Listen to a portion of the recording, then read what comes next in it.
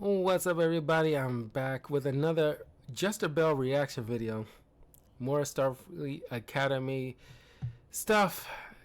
And she is going over who is the worst character on Starfleet Academy. I'm curious to know what she concluded, but definitely follow her, Jesterbell, on her channel. Give her the support, because that'll be greatly appreciated. Also follow me on my YouTube and Twitch channels, Talkative Carl, as I stream games, react to videos, and review content. I just recently reviewed another comic book review of the Justice League Tower of Babel story. So it should be by the time of this recording, or at least by the time you're probably watching this, it should be up on the channel so you can check out my thoughts on that event. But without further ado, let's check out. And let me know who is like the worst, like in your opinion, who's the worst character in Starfleet Academy. Honestly, it's tied between Jay Dan and Holly Hunter's character, but who knows? Be it known hitherto, if I ever say that I'm not going to make any more videos on Starfleet Academy, I probably lied, because I just keep getting the inspiration for more. So we only have 2 episodes left in the entire series, and I do find it funny, you know, in the wake of the Paramount WB merger, which was looking more and more likely to go through, that people are declaring that it is going to be some sort of propaganda arm for the other side of the aisle when they have something like Starfleet Academy airing on their platform. But anyway, I thought that this would be a good time to do our little, you know, we're probably getting up to what's going to be the big finale, because usually maybe the final 2 episodes make up the finale, and I thought it would be a good time to evaluate the awful characters of Starfleet Academy, because this show truly has the archetypes of awful characters all around. And each episode, I questioned who is really the worst, who is really the character that I absolutely do not want to deal with. We have Jaden, who is the rage bait Klingon that they made an effeminate gay stereotype, where each episode seems like he becomes more of a stereotype than the last, which I think was, once again, very much intentional on the writer's parts, because... How can you look at this character, you know, if you're a gay man and you look at something like this, how can you not feel insulted that you think this is what all there is in terms of what a gay man operates in his day-to-day life? Because there are actually normal gay people that isn't super flamboyant and like do the kind of things that this guy does and feel so like so super feminine and weak and just I don't think that's what the average gay man like moves like. I don't know, but it's just, you know, I knew like gay people in my life growing up, and they're not walking stereotypes. They're just normal people, and it's like, how can you not feel like, as a gay person, you look at something like this and not feel insulted? They know that this is a super masculine race in Star Trek, and they want to do everything they can to bait the outrage from the audience, and they succeeded. Then we have Darum, the bisexual, glitter-vomiting would-be prince, who's a bit of a bully, but maybe he has a more noble side behind him. Yes, these are the descriptions of all the characters. Then we have Genesis, whose entire character revolves around wanting to be captain. In fact, she brings it up whenever we see her on screen, so that we remember that that is her defining character trait, that she needs to live up to her dadmiral, and she's snarky and sarcastic, and a little high on herself. She's willing to break the rules, but everyone inexplicably loves her anyway. Then we have Sam, the 17-year-old hologram who still goes out drinking and whatnot, who acts like a total 5-year-old throughout the show, with all of the wonder and excitement and her thought bubbles that look like Dr. Seuss. I was 100% convinced that she was the worst character at some point. And then we have the captain, Nala, who has been very much defined by showing her feet to the audience many, many, many times, as it probably got to the algorithms of the people making the show that foot fetishes are in now, so we have been treated to the feet of several characters many, many, many times over. Nala, played by Holly Hunter, I'm assuming is supposed to be like the cool mom type of character, the cool teacher. She's lived for hundreds of years, and her, you know, laying around like a cat on captain's chairs and in meetings and whatnot is supposed to show how relaxed she is, but it's really just an excuse to show off her. Only thing this manages to make me want to see is the AI parodies of this show, because they're so freaking funny. feet, but has created a lot of great thumbnails as we show just how much the captain's chair is being disrespected on this show. And then we have the main character, who's supposed to be the main character, but honestly, he gets shoved into the background in favor of our other characters so much, Caleb. Caleb I have come to hate very much, because he is pretty much a Gary Stu who is correct about everything. They started him out as a character who seemed like he was going to be sort of on the outside, a grungy character, a rebel and a criminal, but the show does not think he did anything wrong, because all of his criminal actions were just railing against a regime that took his mother away. After Caleb joins Starfleet Academy, he cleans up, we get many shots of his perfectly chiseled muscles and biceps, but the thing about Caleb is that he doesn't act... Yeah, because it's fine there's eye candy for the ladies, but God forbid there's any eye candy for the dudes, because that's just misogynistic. Or, not wanting to cater to the male gaze. It's like, how dare he, likes the female form, the perfect female form that doesn't have that much body fat, kind of thing, and ample breast.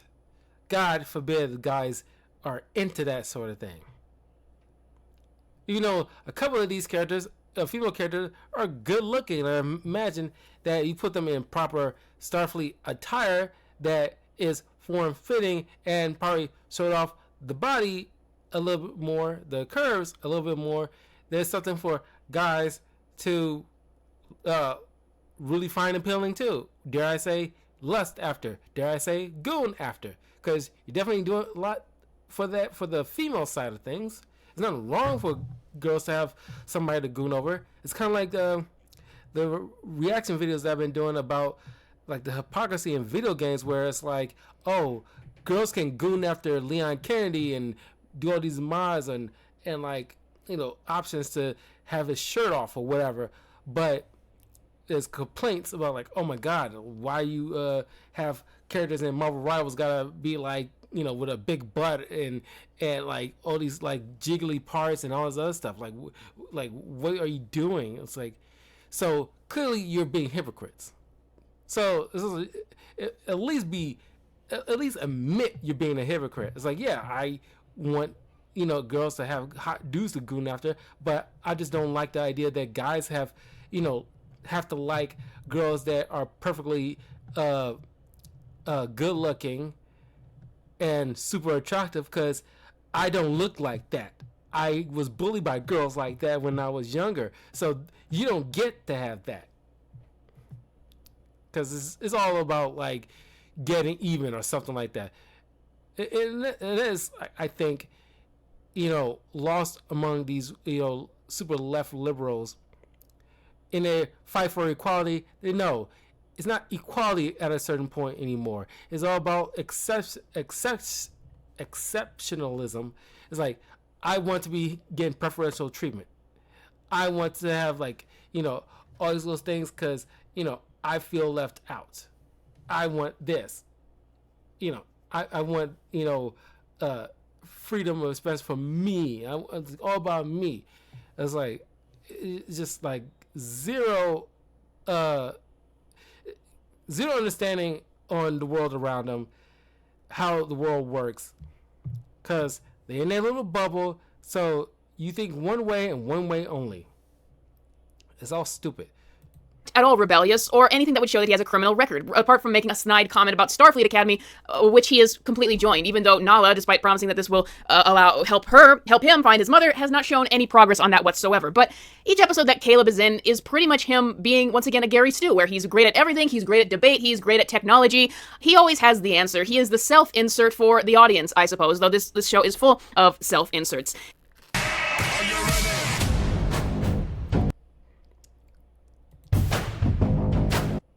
Now, it's difficult to go through all the characters in the show because there are inconsistencies. For example, Caleb reconciled with his girlfriend, Tiramisu, okay, her name is Tarima, at the end of episode 5. But by episode 8, episode 6, I'm sorry, it was episode 6 that they reconciled, but by episode 7, he is still arguing with her and not sure what to say, though he finally finds the words at the end and gets through to her. But by episode 8, they are at odds once again, and she doesn't want to speak to him despite him trying to the best of his ability. So it's difficult to judge exactly who the worst character on this show is. But I am going to try to do it. Now that you have an idea of who the main characters on the show are, I am going to try to go least worst to absolutely rancid. So I would argue so far that the least worst character on this show is Darum. Yes, bully boy Darum, bisexual fish barfing up glitter. He is the least worst character, even though he's absolutely ridiculous and awful anyway. I think that the reason why I consider him the least worst character is at least there might be some dimension there, with him being a bully and, using that to maybe hide his more vulnerable side. Maybe you can glean that there's an actual character in there. He's the only one that might show a little bit of a dynamic to his characterization. Of course, all of that was erased. We got an entire episode that explored that part of him, and only to have that erased in the next episode where he is just a bully again. And he seems to be flirting up a storm with the Klingon Jaden, which I find very interesting because I'm not really sure at this point if that's actually going to lead anywhere or if they just want to make sure that there weren't too many straight characters on this show, because practically everyone on this show is gay. Even Darum's fiance seemed to be gay with her best friend, even while she was supposed to marry Darum. Anyway. Yeah, that part was really so unannounced. The bully is obviously hiding deep-seated feelings for another man, and he just can't reconcile with himself. That's why he bullies them, because he, it's like, no, sometimes people are just a-holes, but they can have multifaceted, multi-layered characters. It's like they're very one note. It's like most of these characters oh, I'm gay for this one person. I'm a girl boss. Very little nuance. Oh, we solve problems via theater. Theater solves the world's problems.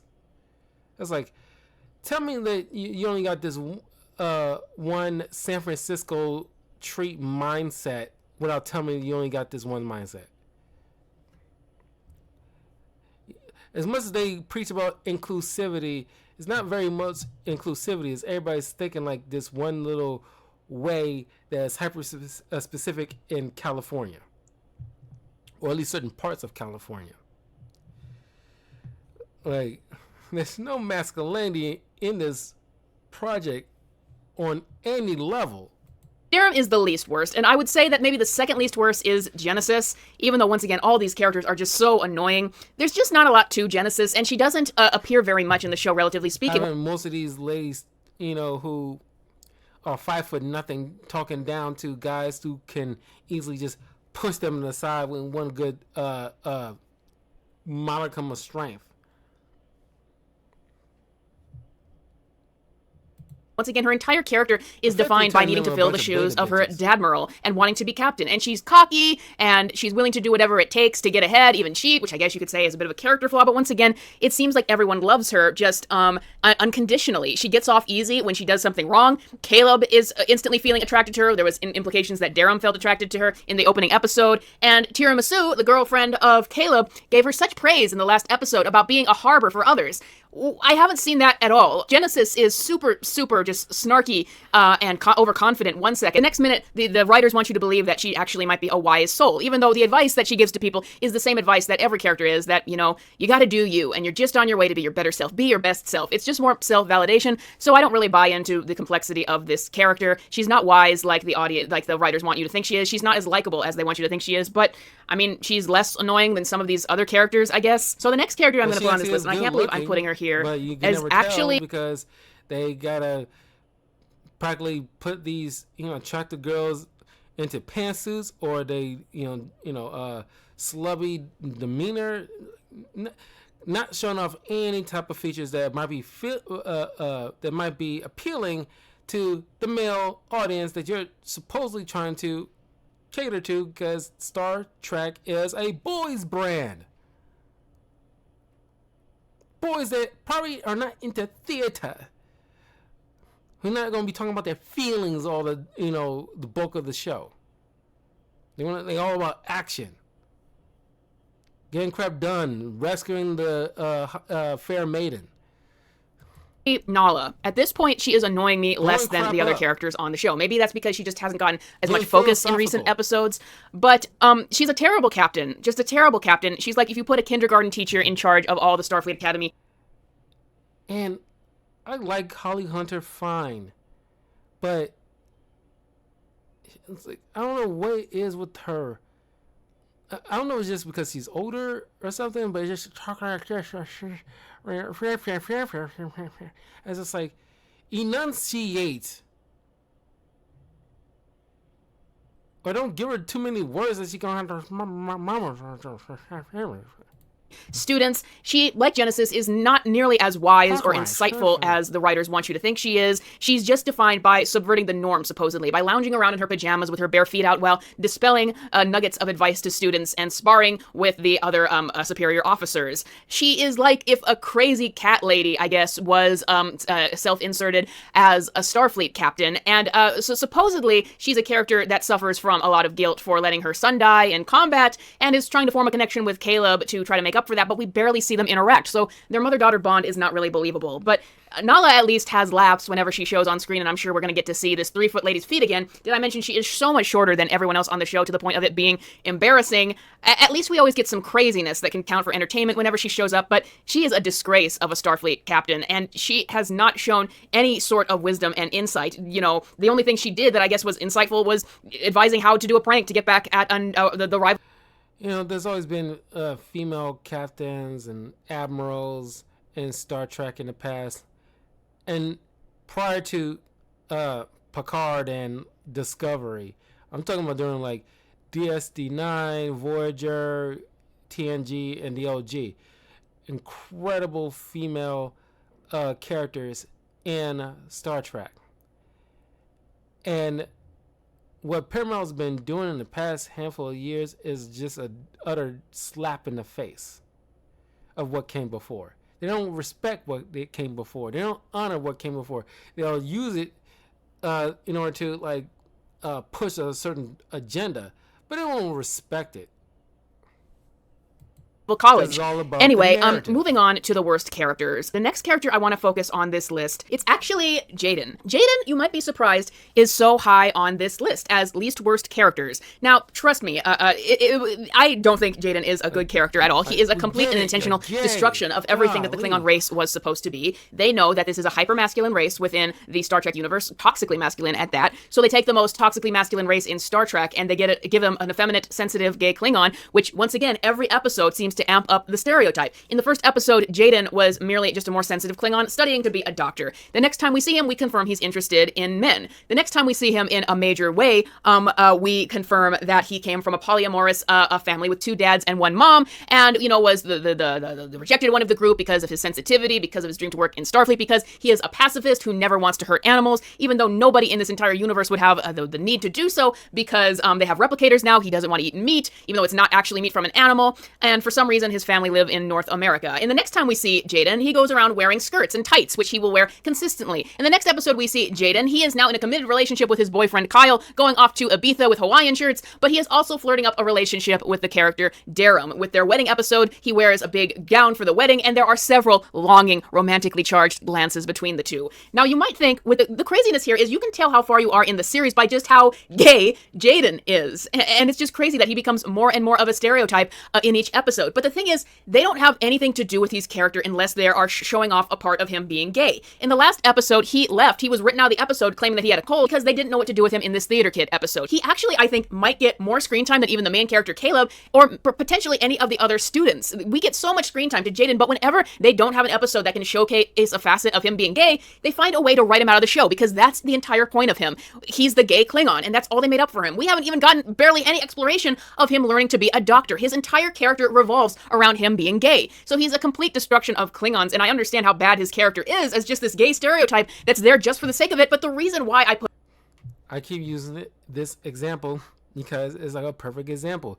It's perfectly fine if a character is, has a particular sexual orientation. That's fine. But you can't make it the entire identity, because you lose out so much more that make a character interesting. Look at something like John Constantine. He is bisexual, just like one of the characters here. But That's not something that is pandered to or acknowledged or, put in your face every time you read a book with Constantine in it. Every once in a while, sure, he might flirt with Zatanna. Every once in a while, you might hook up with a dude. But the bulk of the story, because it's a superhero story, that is the main, first and foremost thing that we contend with, because he's fighting supernatural threats. Using his wits and sometimes might backstab a person or two or sell a bit of his soul to different demons in order to plow a wind and stop a threat. It isn't just about who he's banging and how gayified can we make this character. Similar to like Batwoman, who's a lesbian, but she is a superhero first and foremost. Cousin to Batman, who has military training. Probably better military training than any one of these supposed cadets or even some of these officers on this show. But she has so many layers to that character that it isn't just about who she's sleeping with. There's so much more to that. And I'm talking about Batwoman in terms of the comics, not in the TV show. But that is something I usually, point to as like a good example of how you can make a person of the from a particular demographic and make them very interesting for everybody to like, not just a hyper specific niche of a community that isn't making up the bulk of the comic book sales. So you can translate that into Star Trek or any property. And it's like, okay, you want to introduce a character that is from a particular group. Don't make that the sole focus of that character, because that limits you.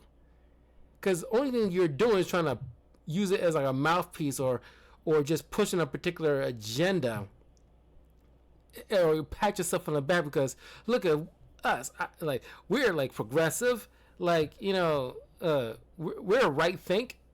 Look, we only think in one way when there's blue bubble, and I'm pretty sure a bunch of these people has blue sky accounts because it's the only thing they they agree only one way. And women are the cat's pajamas, and we should live in a matriarch because women can't do no wrong unless they disagree with us. So stupid. I'm pretty sure that is the mindset of a lot of people in these types of writers' rooms. So dumb.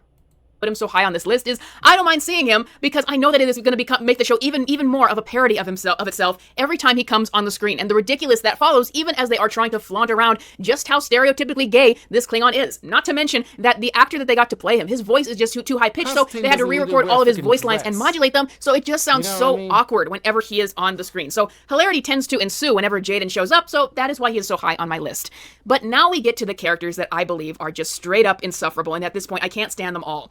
So the next character on my list is Caleb. Now you might be surprised to see him so far along on this list in terms of how bad the characters are. The reason why Caleb is such an annoying character on the show and so close to being one of the worst characters is just how much I can't stand to see his Gary Stu smile whenever he shows up. Now once again, as I've said in the beginning, his character doesn't really make sense. He was supposed to be sort of the rebel and the criminal, but they removed all those elements and justified them by he was just trying to rescue his mother. And he doesn't have really actually a bad bone at heart. Throughout the show, he seems to be sort of like the handsome fantasy for some of the writers, with all the times that we get a look at his muscles or himself shirtless. But big news, America!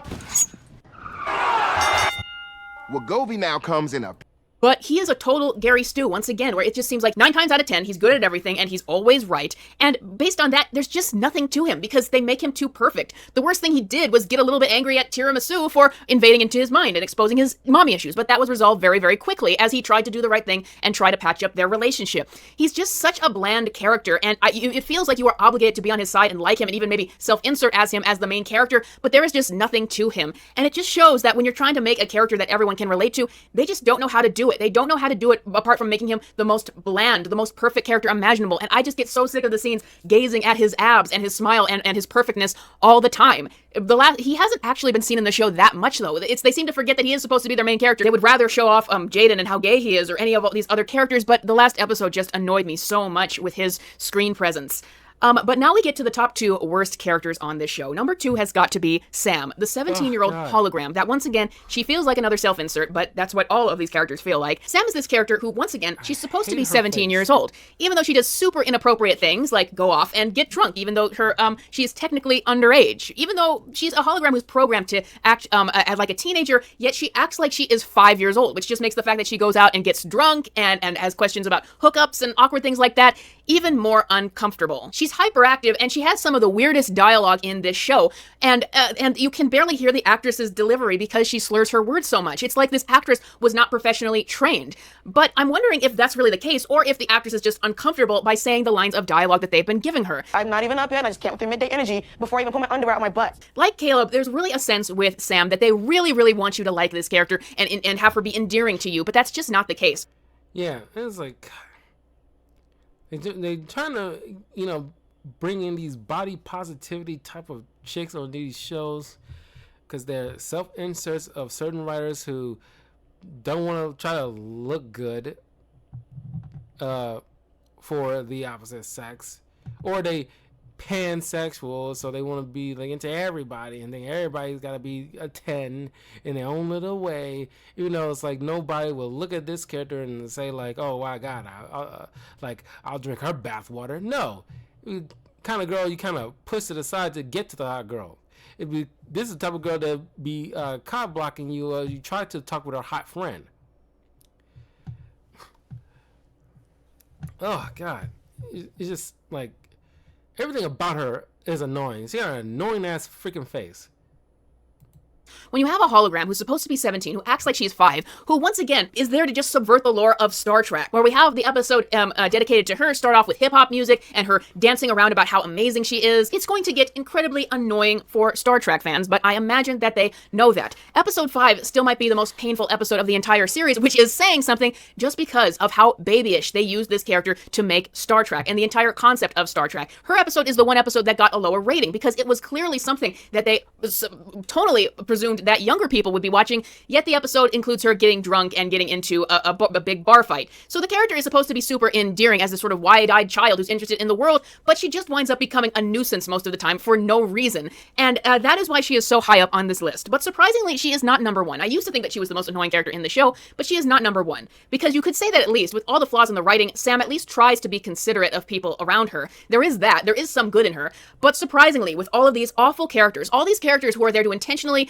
subvert the lore of Star Trek and what it's supposed to be, and turn it into a baby show that's all about self-validation and all of that, because that's what Sam is about as well. The worst character on the show is the girlfriend of Caleb, Tiramisu, aka like the whole concept of validating your feelings. I'm getting sick of it because it's just trying to boost people's little egos or self-esteem when it's like completely unnecessary half the time. It's just like, oh my god, I just don't want them to feel bad. And it's like, it's all about feelings with people. It's like, golly, I don't care about everybody's doggone feelings, especially people I do not care or know about, I should say. And it's like, oh my god, you're so perfect. Oh my god, you're so beautiful. You look like the worst version of Shrek.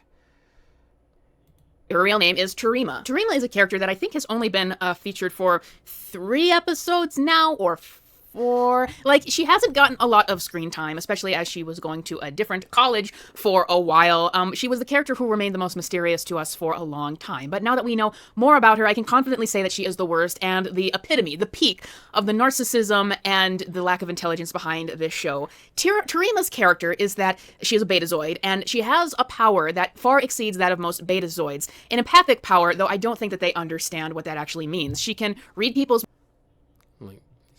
Just someone draw, like, it would be so messed up if someone, took this image and kind of drew a penis, like, right, just ever so slightly just going like, I don't know. Sorry. Minds, she can get in touch with people's emotions, and apparently she even has a canary cry that can empathically destroy people through the mindscape or something. That's not how empathy works. But the thing about this character is there's no chemistry between her and Caleb, none whatsoever. There is nothing in the writing that makes me want to see these characters together. The way characters get together in the show is they talk and then they start doing the feelings eyes towards each other. There's no reason why I want these two to be together. And she's cagey with him after they start talking in the second episode. And we find out later that it's because she has this power she has difficulty controlling. And it even attacked her father once when she was younger. She saves everyone in episode 6 with this power, but then is treated as the biggest victimizing thing that has ever happened to her. She is continuously angry at Caleb after reconciling him at the end of episode 6 after he got angry with her for getting in touch with his emotions without his consent. She then projects that everyone else hates her and sees her as a monster and a freak after she saved everyone's lives. Even though they shouldn't, all they know about her is that she was powerful enough to save everyone. She should be a superhero to them all, yet she projects that everyone else hates her. She projects that everyone else hates her as Caleb and Nala and all these other characters are trying to reach out to her and keep affirming that they do not see her this way. She has concocted this whole victim narrative. Affirmation is another annoying thing that needs to stop.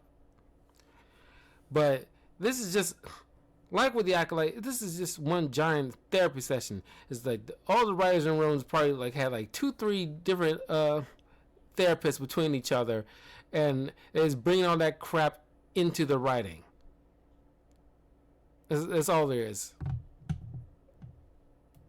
Within her own mind and projected it on everyone else. She gets drunk and gets angry at Caleb after he is just trying to be there for her, but he doesn't want to hook up with her while she's drunk, and she then just completely tarnishes him and takes all of her anger and frustrations out on him and tells him to go run off with Genesis or something. She mistreats him and says that it feels good, even though he has done nothing but try to be supportive of her and apologized immediately for the one time where he lost patience with her for doing something without his consent. Tareema is a character where there is absolutely nothing redeemable about her. There is no good side to her. She saved everyone, but then made it be about her and how she's the victim.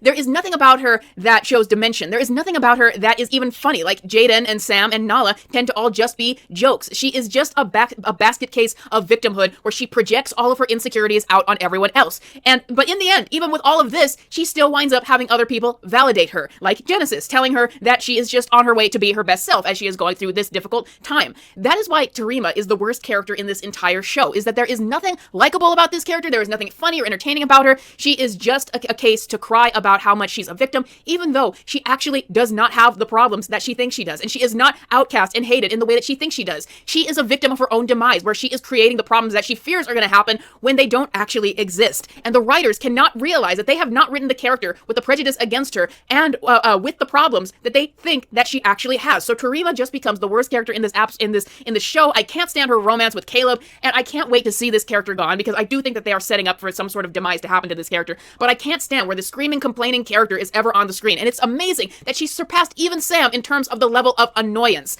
But that is all I got for you guys today. We're almost done with Starfleet Academy once again, and I guess you didn't cover that Cockney accented creature. She's like out there in probably the top 3 worst characters of this entire show, at least in my opinion. But which character on Starfleet Academy is the worst? At least top 3 worst in your opinion. I'm curious to know. But anyway, I will see you guys for the next one. Take care.